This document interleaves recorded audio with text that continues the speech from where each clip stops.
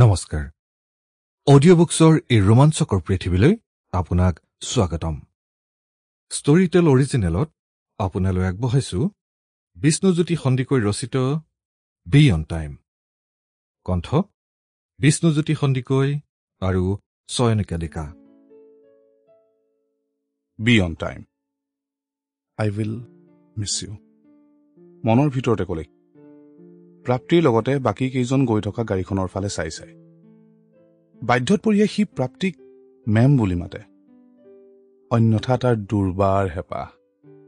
প্ৰাপ্তি বুলি মাতিবলৈ সদায় যিটো হেঁপাহ মনতে লৈ সি এইমাত্ৰ আহি পোৱা কেবখনৰ পিছ চিটত নিজকে এৰি দিলে সি এতিয়াও কনফিউজড হৈ আছে আজিৰ দিনটো সি কেনেদৰে ল'ব 4টা বছৰৰ ডিউ হৈ থকা আকাংক্ষিত প্ৰমোশ্যনটো ফাইনেলি আহিল এছিষ্টেণ্ট ব্ৰাঞ্চ মেনেজাৰৰ পোষ্টলৈকে প্ৰমোট হ'বলৈ যিমান কৰিব লাগে সি তাতকৈ বেছিকৈ কৰি আহিছে বাট অফিচ পলিটিক্সৰ কাৰণেই হওক বা লাকেই বেয়া বোলক 2টা বছৰ লাগিব লগা প্ৰমোশ্যনটো 4টা বছৰ লাগিল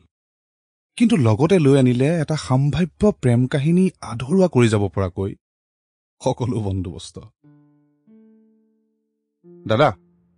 ৰেড ক্ৰছ ৰোডত সোমাব নালাগে শিলপুখুৰীলৈকে বলক দেন ঘূৰি আহিব হঠাৎ কিবা এটা মনলৈ অহাত কেব ড্ৰাইভাৰজনক ক'লে মৃগাংকই আজি শেষবাৰৰ কাৰণে সি দোহাৰিব খুজিছে যোৱা 2টা বছৰৰ অবিদিত ৰুটিনখন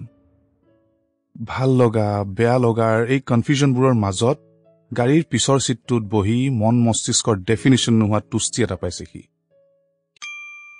Sample complete. Ready to continue?